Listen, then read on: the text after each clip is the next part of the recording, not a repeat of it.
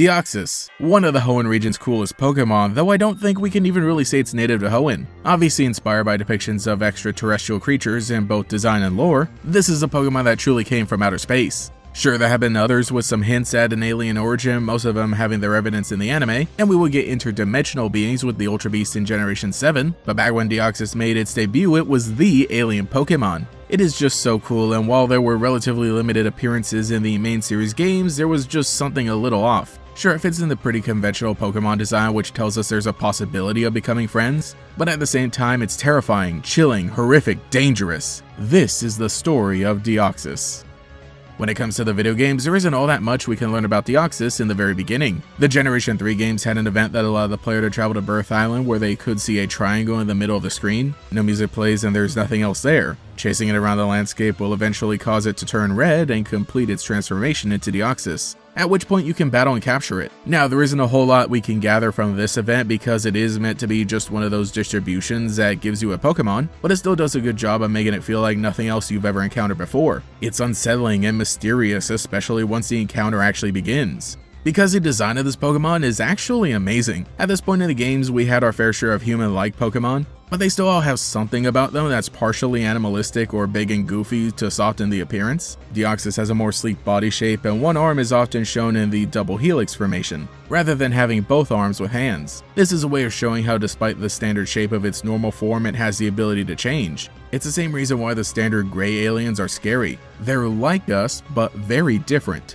For there to be some weird Pokemon that came from space beyond the stars that has a bipedal form with actual hands brings up a lot of questions. But yeah, even in that base form, it often leaves one hand unraveled. I like that having the arms able to change also kind of doubles as a way of giving the Pokemon 4 appendages that are definitely non-human. The use of tentacles and aliens in cosmic horror is such an important part in making these guys scary, because as humans, our understanding of a tentacle is based on ones used by creatures like an octopus, which is one of the farthest things from human that can have such a large body and a high level of intelligence, yet it's still able to effectively manipulate its surroundings with intention, one of the basic physical things that makes us human. So seeing that used in a Pokemon like this contributes to the fear of something else being so non-human, yet on our level or potentially even above. I think the most effective images of this Pokemon show it with one arm in each form, and the fact that Deoxys can change at all is pretty scary. Of course, in the anime we see it shift almost instantly in the heat of battle, while in the video games it needs to be changed outside of battle or was even just version exclusive in Generation 3. This concept was a hint toward its true origin. The Pokédex entry for Ruby version reads, "The DNA of a space virus underwent a sudden mutation under exposure to a laser beam and resulted in Deoxys. The crystalline organ on this Pokemon's chest appears to be its brain." Other Pokédex entries repeat the same details more or less, but it's clear that this Pokemon's current state was the result of a mutation that occurred before landing on Earth. Also, I just want to say that the whole thing about the laser beam kind of comes out of nowhere and I have no idea what to make of it. We have no reference of where this beam came from, but I could imagine that if Deoxys arrived after hitchhiking a ride on a meteor as we see in most canon, it could be possible that the laser came from a ground-based defense system. Or we could always blame Rayquaza because it has beef with anyone and anything that passes through the ozone layer. I really do think that the current Deoxys we know looks the way it does specifically because it came to our solar system with Pokemon. For it to be captured in a Pokeball and basically act just like a Pokemon makes you think it's because of interactions with things from this planet that cause it to become what it is. I mean, yeah, you can use a Pokeball on any of the other extra-dimensional or extraterrestrial Pokemon, but what made Deoxys different is that it did mutate from something else before becoming what it is. We even see that transformation happen. Effectively, what was inside the meteor was that crystalline organ that contains information, the virus, Deoxys' intelligence and instinct. And maybe when it is exposed to the biology of this world, it takes on a form best suited to interact, one that can even change to emphasize different attributes for combat or travel. I think it's entirely possible that this design was always a plan and why we see multiple Deoxys in various canon. What I do love about this Pokemon is that it leans so heavily into the classic alien motif. I mean, it does take a Pokemon spin with the exact shape of its body as well as the color, but the overall presentation of it is such a vibe, especially when you compare it to some other alien Pokemon we meet in the very same generation. There is a clear difference. Solrock and Lunatone are rock Pokemon, not too unlike Geodude, which we had already been acquainted with, and the fact that they take the shape of the sun and moon are cute little ways of endearing us to them. The sun and moon are a comforting presence. Contrasting Deoxys with these two emojis makes it stand out as more of a threat. I do also really want to say that I love the presentation that we get for all of these Pokemon. Aliens in popular culture are weirdly a pretty American thing. There have been sightings and stories across the world, but in the early and mid 20th century, the United States had a pop culture boom, notably in science fiction. Alien sightings and cryptids of the like are an odd staple of modern America when you travel out far enough. It's really weird. The point I'm making here is that this fascination with aliens landing in the middle of nowhere, both deserts and farmland, made it into Pokemon. I mentioned in the last video that I love these artworks of Solrock and Lunatone because they're just really nice depictions that show them as counterparts. But did you notice all the cacti in the background? Yeah, cacti are a very North and South American kind of thing. There's also this English ad for the EX Deoxys TCG expansion, and the vibes are just immaculate. Like that desert scene in the beginning reminds me of so many late evenings out. I know this is a pretty niche thing to mention, but I always love these little aspects. The minor things that you only think about if they give you some personal nostalgia, and I just wanted to share. Speaking of nostalgia, yeah, Destiny Deoxys is probably one of my favorite Pokemon movies. And we'll do like a whole review now, that's something I should really dedicate time for, but I think it's neat how the plot basically becomes an alien invasion movie with Deoxys and all its clones taking over LaRue City,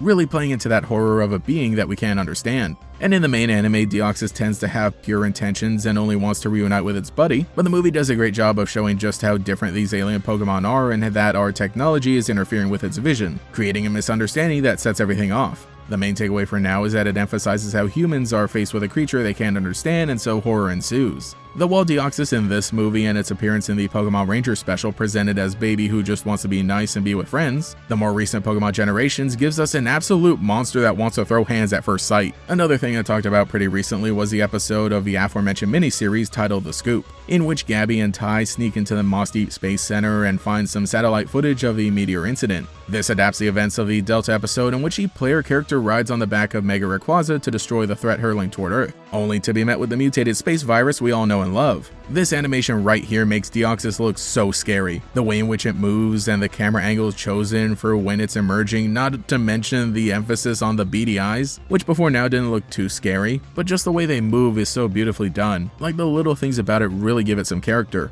It's a cool action sequence that honestly isn't the main focus of this episode, but I love it. I find it interesting how this was all recontextualized, because the Destiny Deoxys movie is where we first see the rivalry between these two Pokemon, and here Rayquaza is the aggressor attacking first, while Deoxys was innocent. Meanwhile, in the context of the Delta episode, the protagonist had to destroy the meteor, otherwise the world would be in danger. Deoxys just happened to be inside it and decided to attack the first chance it got. Like this wasn't just some meteor that had a space virus on it, maybe it was meant to invade Earth from the very beginning. Yeah, who knows, I got the funny dude, so he's my Pokemon now. And for the most part, that's everything about this Pokemon. I really wanted to have one of those chats that I usually do, but the more I thought and wrote, I realized just how much there is to Deoxys and how it genuinely is one of the most terrifying Pokemon, because we know so little about it. Of course, we would end up getting much more terrifying in the future, but for only Generation 3, they cooked so hard with this design and concept. I would definitely say that this is my favorite mythical Pokemon, or even just one of my favorite legendaries as a whole. It was the coolest Pokemon when it came out, and had such a deep complexity behind an initially simple design.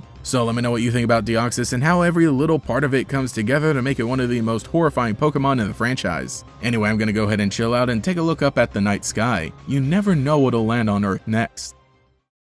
Thank you to every channel member for your continued support, especially the great Gators. DeAndre, GigaWiiU64, Claude Singh, Waterliumiz, Mazhar Siddiqui, Cosmo Zero, Justin Dowes, Mr. Saturn, Rainfrux, Cheez-It62, Swiss Cheese Shiny Hunter, Michael Snyder, Lockadox, Gallantry, GatorKid509, TF, Cheeseburger Lasers, Mathaclog947, Nomad Nobi, Pastel Blood, Taijirai, Justin R, Phantom, and Quago. If you would like to support so your name here, get some access to emotes for comments, live streams, and sometimes early videos, you can become a channel member today. You can also follow me on Twitter as well for more memes. Anyway, this is GatorX, thank you so much for watching, and I'll catch you all later.